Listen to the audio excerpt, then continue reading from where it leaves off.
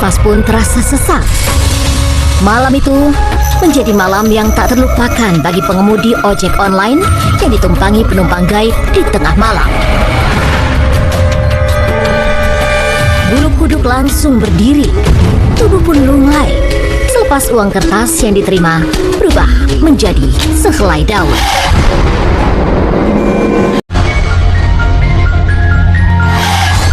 Kisah beraroma mistis dialami seorang pengemudi ojek online. Ia sama sekali tak menyangka jika penumpang yang minta diantar ke suatu tempat ternyata makhluk jadi-jadian. Cerita ini bermula saat Firman, pengemudi ojek online, menerima order pengiriman makanan ke kawasan Tenjo, Parigi, Bogor. Awalnya, ia ragu mengambil order tersebut karena belum mengenal daerah yang dituju. Tapi akhirnya, ia pun berangkat, meski hari sudah malam dan hatinya penuh keraguan-raguan. Dalam perjalanan, ia pun berkomunikasi dengan si pemesan jasa. Ya orang itu ngasih not, "Bang, di patokannya tempat pengobatan Pak Haji Asep." Dia bilang, "Ada masjid di situ." Oke, saya ikutin map. Sempet hilang tuh map. Saya bilang, "Wah, kan bener hilang nih map nih, udah hilang-hilangan." Alhamdulillah ketemu sama orangnya. Cuman belum ketemu tuh, saya masih nunggu. Ada sekitar 10 menit saya nunggu, saya lagi megang-megang itu. Saya telepon nggak bisa, di chat nggak mau balas. Tak tahu ada salah satu nih, ada orang ya seperti model kayak ustadz, kayak kiai gitu, megang sorbannya diselampirin.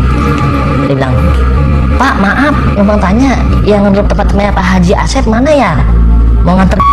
"Mau ngapain, Ceng?" Dia bilang, "Mau nganter nih, namanya Filis."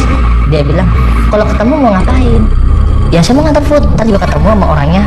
Wah, saya ambil, "Pak, maaf Pak, ini nih ambil dari holder." Terus ambil, "Bang, saya ambil holder dari HP."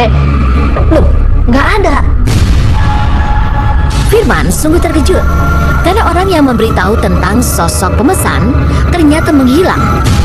Ini benar-benar sudah di luar nalar. Ketakutan pun menyergap.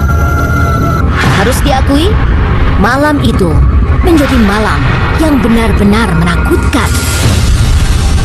Saat hendak pulang, ia dikejutkan oleh sosok perempuan yang menghentikan laju sepeda motornya. Masih syok dengan kejadian sebelumnya, ia pun menolak mengantarkan si wanita yang enggan menggunakan aplikasi. Tapi akhirnya, atas nama kemanusiaan, si perempuan itu ia antarkan ke tempat tujuan, walau hatinya penuh dengan ketakutan. Jujur teh, saya orang baru di sini, saya nggak tahu apa-apa, masih bingung saya dari sini. Kalau pakai map kan enak. "Nggak usah, udah antar saya dulu, yang naik bukan saya." "Siapa?" "Udah ntar tahu," dia bilang. Saya jalan lurus dan saya juga nggak tahu itu naiknya dari mana. Kalau naik kan kerasa, "Bang, begini."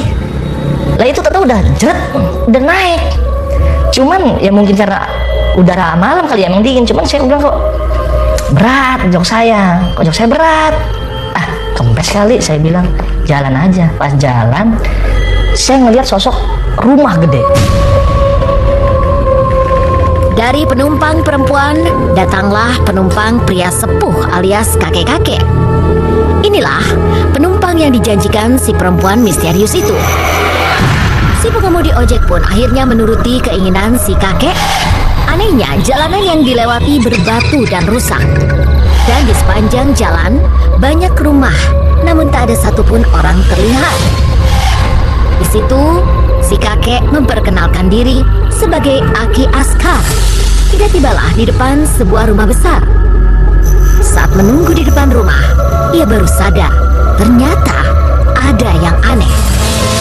Rumahnya gede, putih. Ada orang lewat, anak muda. Mungkin ya, kalau anak muda itu nih nanti video bisa tahu, dia bisa ngeliat.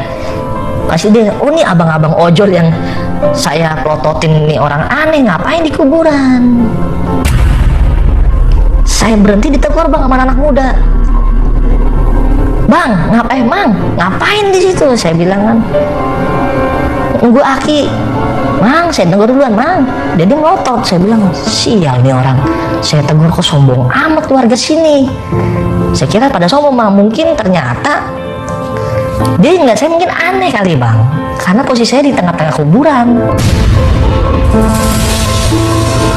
Masih belum menyadari keganjilan-keganjilan yang ada, si kakek keluar dan memberikan uang ongkos dan langsung dikantungi. Namun di tengah jalan, uang dihitung kembali dan ternyata lebih. Wah, 200 saya bilang. Ingat nih dia ngomong, kalau lebih balikin, ini bukan hak kamu. Takutnya saya bilang, wah jangan nih aki-aki, kasihan, apalagi harus pegang amanah. Saya balik, nanya tuh sama orang apa yang lagi pada nongkrong. Bang, mau tanya bang. Iya kenapa bang? Mau nanya, rumahnya Ki Askar mana ya? Ki Askar? Ki Askar mana? Itu yang rumahnya paling gede, yang gedong. Lah, di sini mah nggak ada bang yang namanya Ki Askar.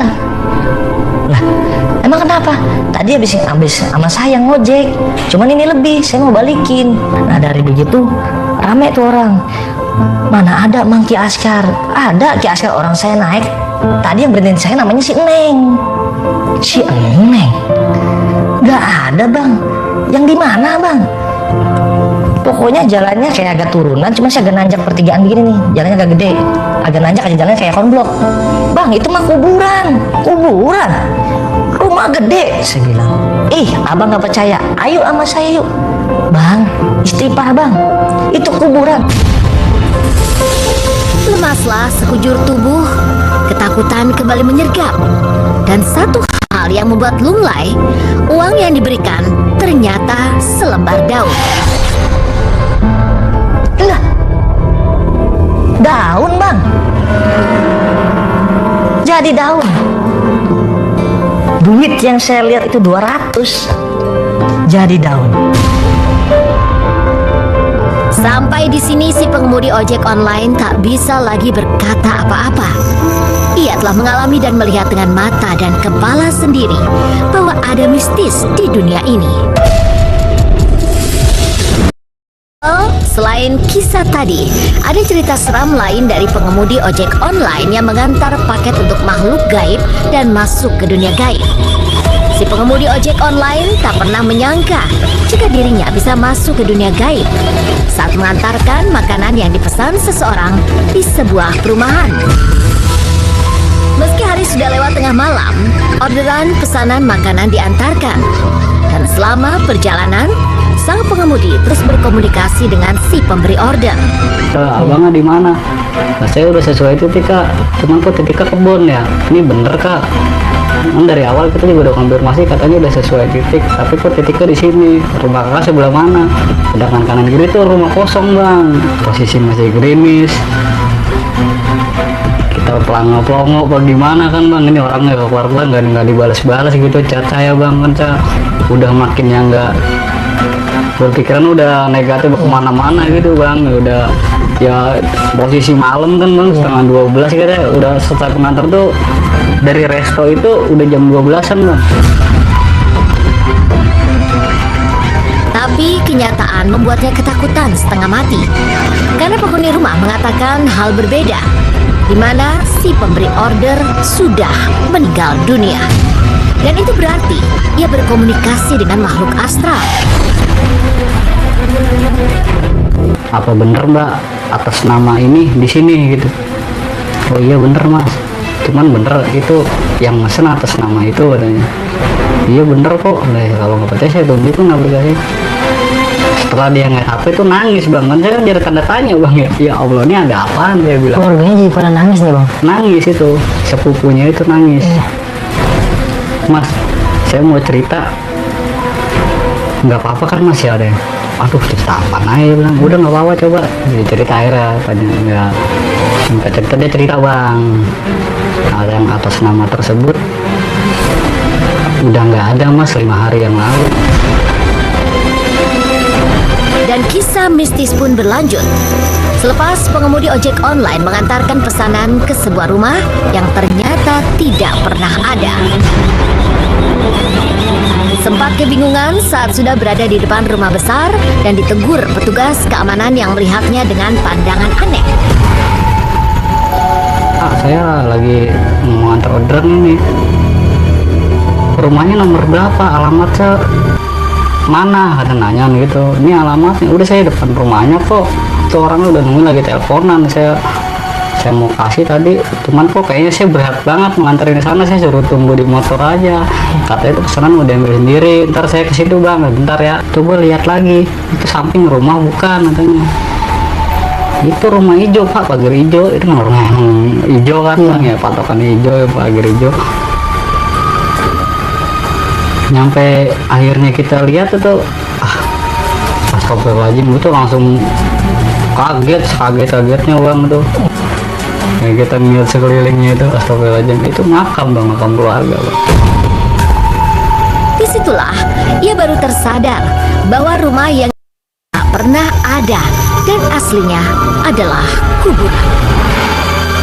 Malam itu tercatat sebagai malam di luar nalar yang membuat lemas sekujur badan karena si pengemudi ojek online masuk ke alam gaib yang mengelabui pandangan mata.